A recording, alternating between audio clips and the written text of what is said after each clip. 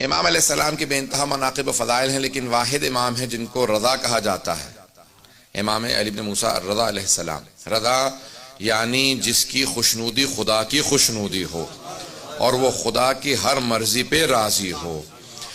راضی برضا اللہ، جو اللہ کی ہر مرضی پہ، جو جناب سید الشہداء کا میدان کربلا میں رضاً بقضائہ و تسلیما لامر جملہ ہے، اگر اس کا مصداق دیکھنا ہے تو جناب امام رضا علیہ السلام کو دیکھ لیں۔ امام کی بے انتہا فضائل و مناقب ہیں۔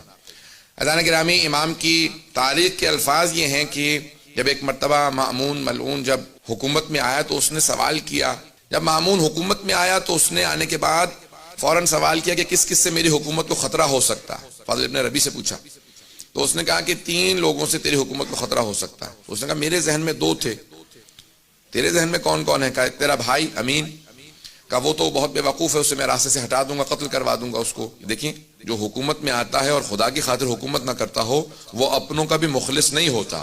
تو کہا اور؟ کہا کہ اس کا جو وزیر ہے، کہا اس کو بھی میں راستے سے ہٹا دوں گا۔ کہا تیرے ذہن میں تیسرا کون ہے؟ کہا علی ابن موسیٰ الرضا علیہ السلام۔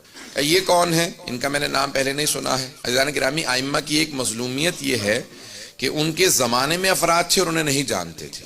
آج سب جانتے ہیں، لیکن ان کے زمانے میں ائمہ کی مظلومیت یہ ہے کہ ان کو بالکل کارنر کر دیا گیا، ان کو بالکل اس طرح سے دور کر دیا گیا معاشرے سے کہ کوئی ان کے قریب نہ جائے۔ کہا یہ جو حکومت تمہارے پاس ہے تمہارے اجداد نے ان کے نام پہ حاصل کی تھی، ان کے نام پہ لوگوں کو دھوکہ دیا کہ ہم بھی آل رسول ہیں، کیونکہ رسول خدا کے چچا کے بیٹے تھے بنی عباس، عباس حضرت عباس کی نسل سے تھے، یعنی حضرت عباس چچا اموی رسول خدا، نہ حضرت عباس ابن علی ابن ابی طالب، حضرت علیہ السلام کے فرزند نہیں بلکہ جناب امیر کے چچا عباس۔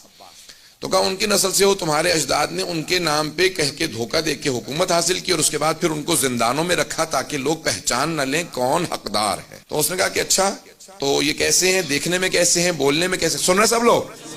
کہا دیکھنے میں کیسے ہیں، بولنے میں کیسے ہیں، جب گفتگو کرتے ہیں علم کیسا ہے؟ کہا کہ جو ایک مرتبہ انہیں دیکھ لے وہ انہی کا ہو جاتا۔ علم ایسا ہے جب کلام کرتے ہیں ہر انسان انہیں سننا چاہتا ہے۔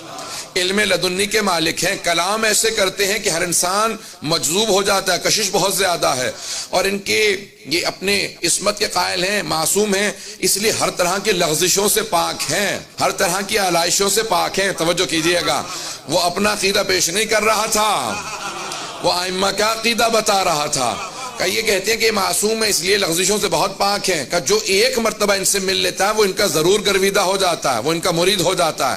کہ اور شخصیت کیسی ہے؟ کہ شخصیت بہت وجیح ہے، چہرے پہ جلال ہے، ہیبت ہے، بہت خوبصورت ہے۔ کہ ایک مرتبہ تو دیکھے گا تو بھی معتقد ہو جائے گا کہ ہاں یہ واقعاً زمین کا نہیں آسمان سے نازل ہوا ہوا۔ کہ کہاں رہتے ہیں؟ کہ مدینہ منورہ میں رہتے ہیں، اپنے جد رسول خدا کے روضے کے قریب رہتے ہیں۔ کہ ان کا وہاں رہنا ہمارے لیے نقصان دہ ہے، کیونکہ جو حج پہ جائے گا مدینہ جائے گا، جو ملے گا وہ ان کا ہو جائے گا۔ کہ ان کو کسی طرح سے خراسان لے آؤ۔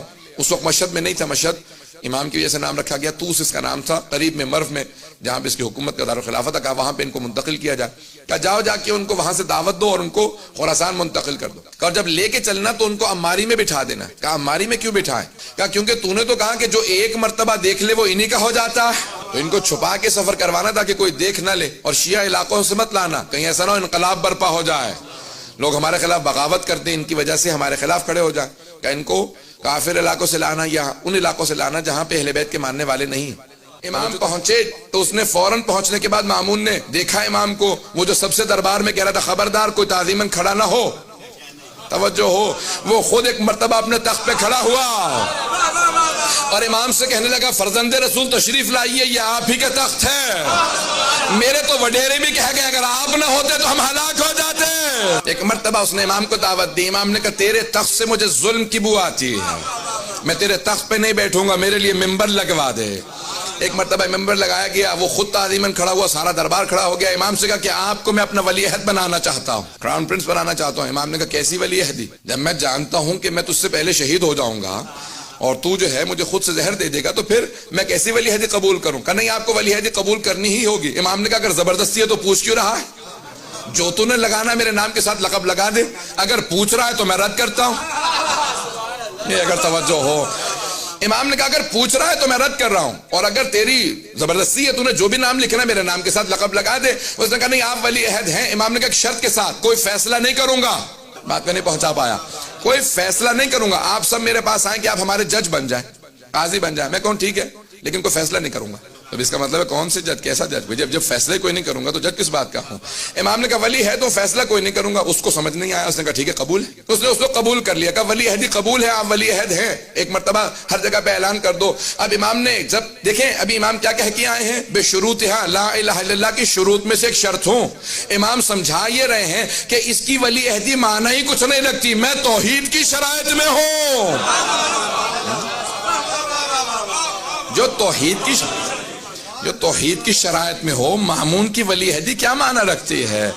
اگر بات پہنچ رہی ہو, اس کی ولی عہدی کی حیثیت کیا ہے؟ میں توحید کی شرائط میں ہوں. یہ ایک ظالم بادشاہ ہے. ایک مرتبہ فیصلہ آیا اس کے سامنے اور ایک آدمی کو لایا گیا کہ یہ چور ہے, اس نے چوری کی ہے.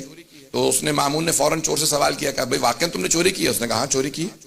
کہا جانتے ہو چوری کی سزا کیا ہے اسلام میں؟ کہا ہاں ہاتھ کاٹ دیا جاتا ہے, حد جاری ہوتی ہے. کہا اچھا حد جاری ہوتی ہے, جانتے ہو پھر بھی چوری کی اور اقرار بھی کر رہے ہو؟ کہا ہاں حد جاری ہوتی ہے, لیکن کون حد جاری کرے گا, کون میرا ہاتھ کاٹے گا؟ تو نہیں پہنچا پا رہا. کہا تو میرا ہاتھ کاٹے گا؟ ہاں میں ہاتھ کاٹوں گا. تو نے سوال کیسے کر دیا کہ میں تیرا ہاتھ کاٹوں گا؟ کیوں نہیں کاٹ سکتا, میں حاکم وقت ہوں. کہا سن, تیرے باپ نے جو بیت المال سے پیسہ چرایا تھا اس سے ایک کنیز کو خریدا, تو اس سے پیدا ہوا, تو پوری امت کی ملکیت ہے, حاکم نہیں ہے. خبردار میرے سے اونچی آواز سے بات نہ کرنا, میں امت ہوں تو امت کی ملکیت ہے. اس نے کہا تو نے میری توہین کی ہے, جسارت کی ہے, تجھے سزا ملے گی اور ہمارا ولی عہد فیصلہ کرے گا. امام سے کہا کہ آپ فیصلہ کیجئے. امام نے کہا کیسا فیصلہ؟ کہا آپ ولی عہد ہیں, آپ فیصلہ کیجئے. امام نے کہا میں نے تو پہلے شرط رکھی تھی کوئی فیصلہ نہیں کروں گا. بات واضح ہے, میں نے تو پہلے شرط رکھی تھی کوئی فیصلہ نہیں کروں گا. اس نے کہا کہ نہیں آپ کو فیصلہ کرنا ہوگا, میرے پہ حرف آ رہا ہے اور آپ فیصلہ نہ کریں. امام نے کہا پھر سن, جو یہ کہہ رہا ہے وہ سچ ہے. جو بیت المال سے چرا لیا جاتا ہے وہ بیت المال ہی کا رہتا ہے. جناب امیر نے یہی کہا تھا نا اپنے پہلے خطبے میں کہ اگر تم میں سے کسی کے باپ نے بیت المال سے پیسے چرا کے ماں کا مہر بھی دیا ہو تو میں واپس لے لوں گا. بیت المال سے چرا لیا جائے تو یہ نہیں ہوتا کہ بیت المال کی ملکیت نہیں رہتی. عزیزان گرامی, ائمہ علیہم السلام کا معیار بہت بلند ہے.